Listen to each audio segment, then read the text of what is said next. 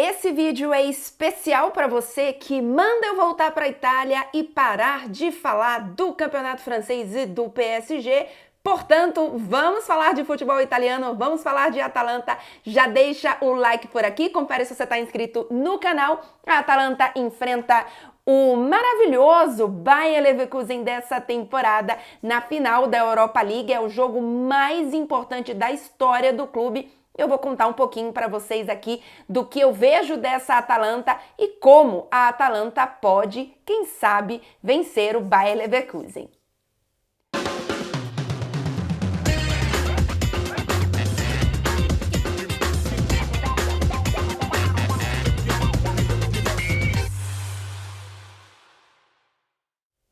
Muito bem, final da Europa League entre Atalanta e Bayer Leverkusen. São duas equipes que têm trajetórias diferentes, histórias diferentes, e eu aproveito para analisar um pouquinho aqui essa Atalanta, que é uma equipe, um clube, na verdade, que vem se tornando um pouco mais protagonista na Europa nos últimos anos. É uma equipe que desde a chegada do Gasperini, e aí está o principal ponto dessa Atalanta, passou de ser um time que brigava para não cair, sempre na segunda metade da tabela, para uma equipe que garante praticamente todos os anos competições europeias. O Gasperini é, inclusive, o técnico de mais tempo no cargo na Série A.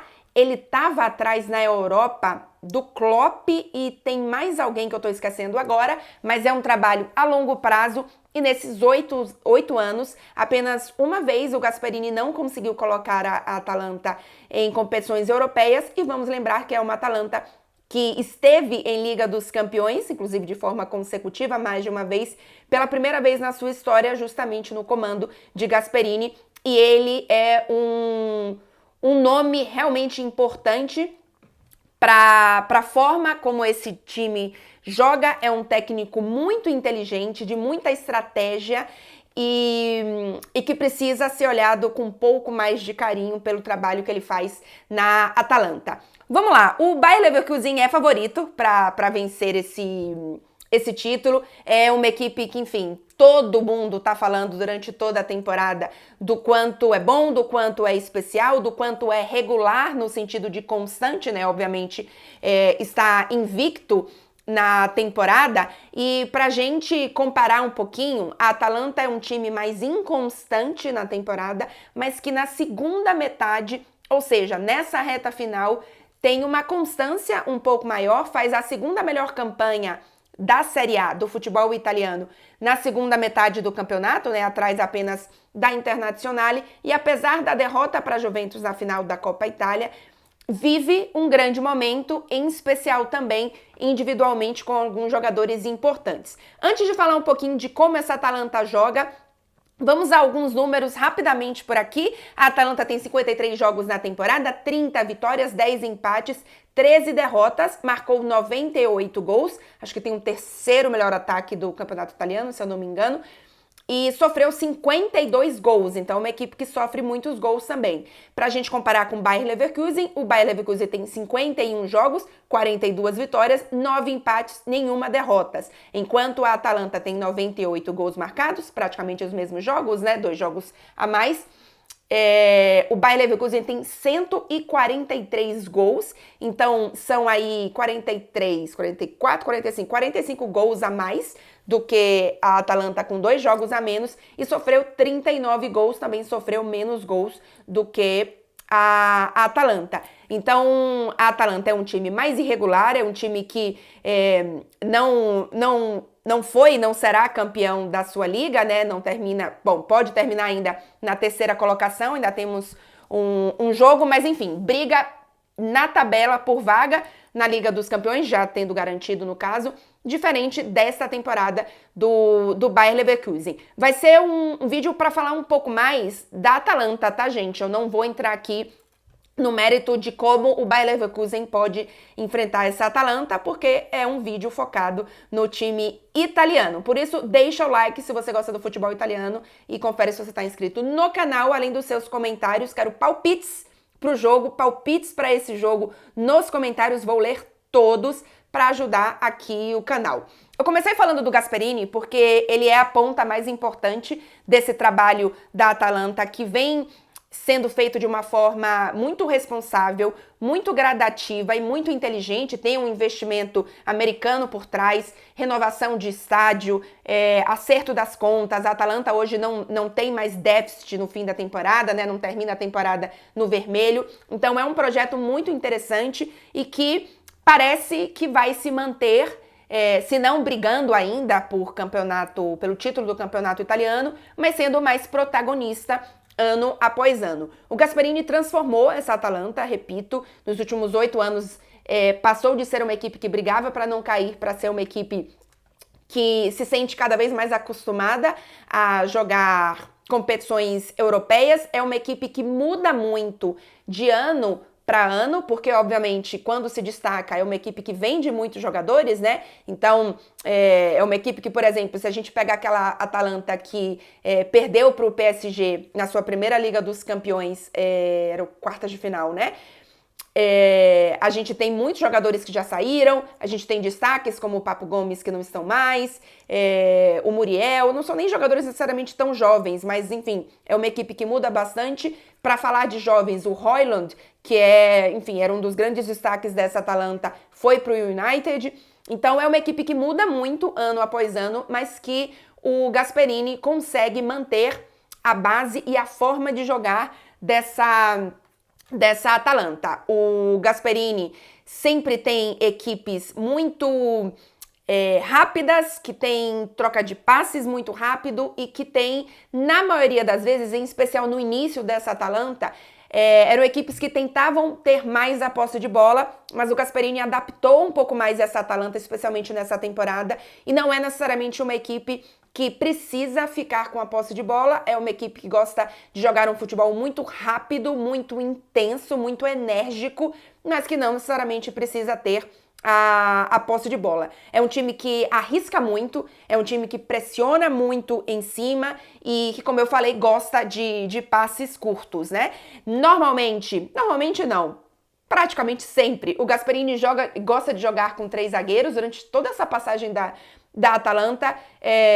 Não lembro dele ter jogado alguma vez com uma defesa a 4, pode ter jogado por alguma situação de jogo, mas a base do time dele é sempre com 3 zagueiros, e nesse time, nesse momento em especial, ele tem jogado no 3-4-2-1 ou no 3-4-1-2, e eventualmente ele jogou no 3-4-3, mas a base de 3-4 e aí depois 1-2 ou 2-1 tem sido o principal.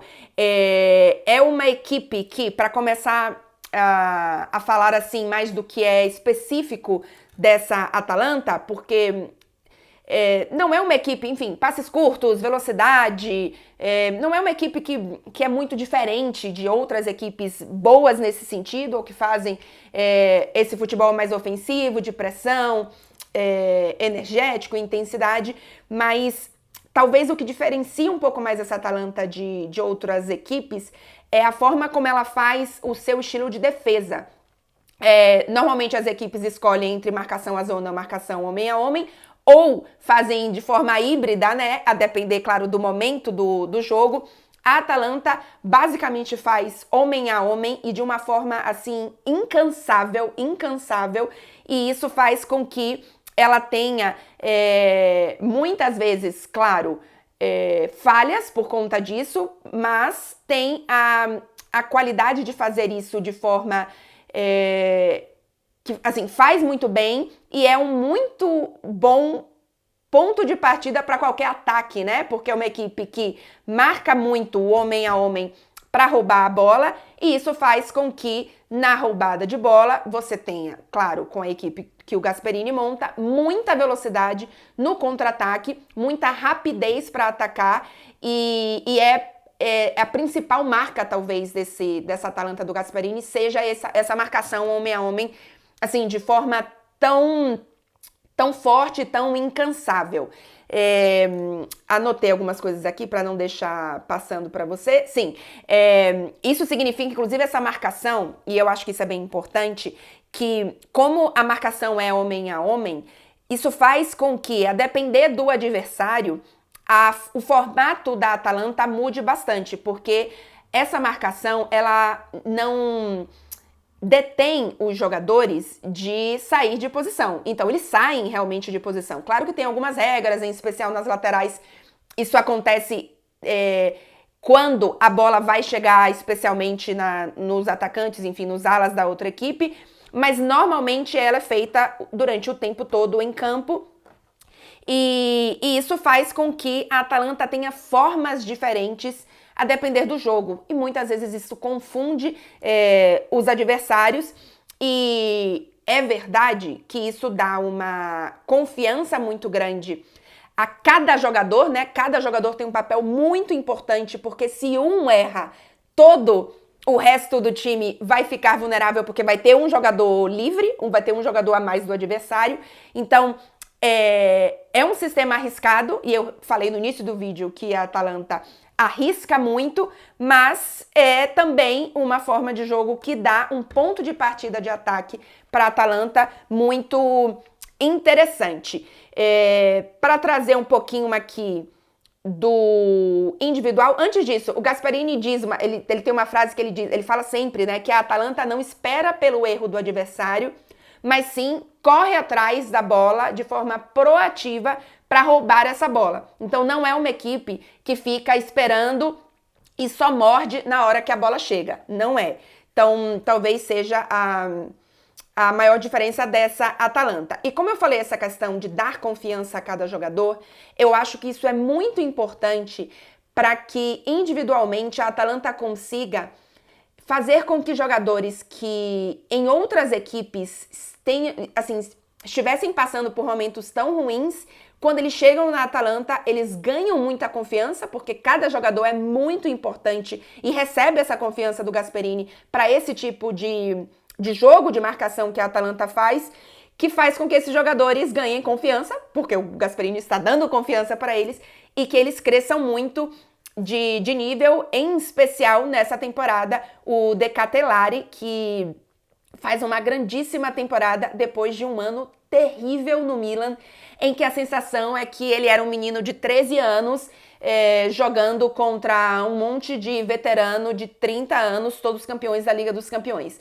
Ele entrava em campo com medo, ele errava tudo e claramente não era falta de qualidade, porque o que a gente viu dele antes no Bruges, né, foi assim uma qualidade incrível que ele não conseguiu mostrar no Milan e o Gasperini conseguiu tirar ou colocar de volta essa confiança nele na Atalanta para ele fazer uma grande temporada. É a mesma coisa que eu acho que aconteceu também um pouco com o Scamacca, que faz uma belíssima... O Scamacca faz uns gols nessa temporada que, pelo amor de Deus, só vale gol bonito.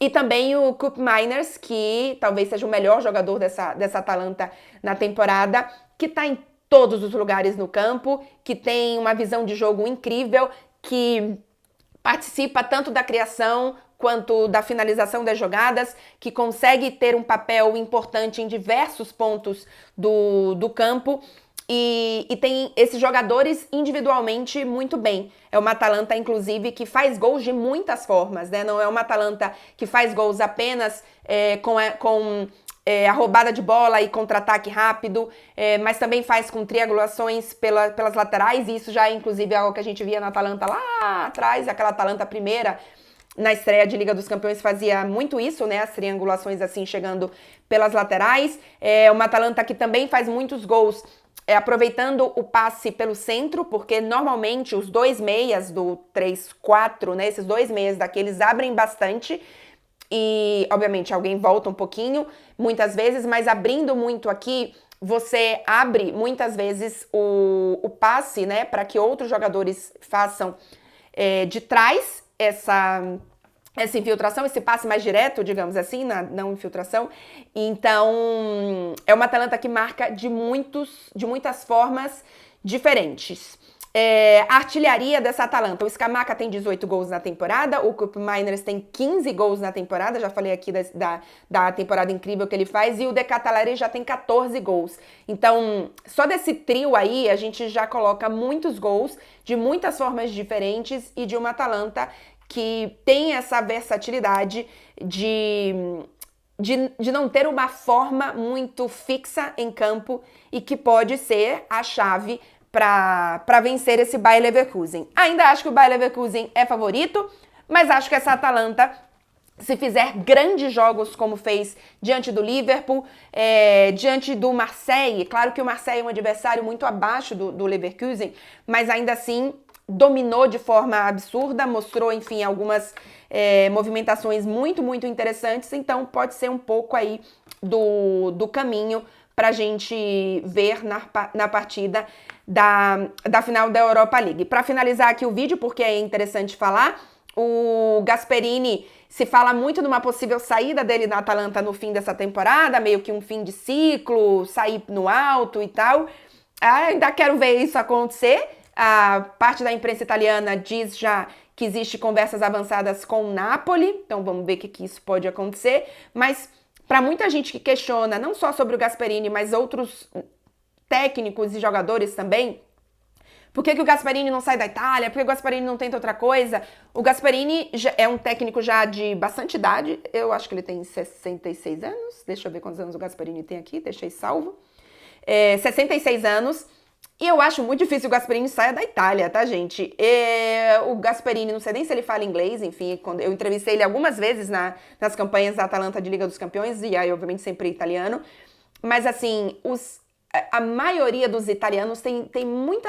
Não é dificuldade de sair da Itália, eles não querem sair da Itália. Por que vai querer sair da Itália, não é mesmo? Então, acho difícil que ele saia. Vamos ver se ele vai encerrar esse ciclo na Atalanta. A Atalanta terá um belíssimo problema para resolver se o Gasperini realmente sair. E se ele pode, quem sabe, assumir um Napoli, enfim, ou outra equipe. Então é isso. Devemos ter vídeo no canal pós-jogo da Europa League para falar um pouquinho da vitória do Bayer Leverkusen ou da vitória da Atalanta. Não garanto, mas vou tentar fazer por aqui. Esse vídeo já tá um pouquinho grande e em algum momento vou responder as perguntas de vocês. Abro sempre caixinhas lá caixinha de perguntas no Instagram. Me segue lá também, @ClaraAlbuquerque. E no final de semana estarei na final da Champions Feminina. E estou pensando aqui se faço um conteúdo diferente, estilo vlog, alguma coisa assim de viagem. Vou pensar ainda. Se tiverem sugestões também podem deixar por aqui. E na semana que vem, pós-final de Champions Feminina, a gente vai fazer aqui o clareando da temporada, quem mais brilhou na temporada. Vou focar no futebol italiano, algo também de futebol francês e dos brasileiros que eu vi por aqui. Não dá para fazer da Europa toda, até porque não acompanho com o mesmo afinco os outros campeonatos, como faço com o italiano e também um pouco mais do francês. É isso, gente. Antes de sair do vídeo, que ficou maior do que eu esperava, deixa o like e confere se você está inscrito no canal. Até o próximo.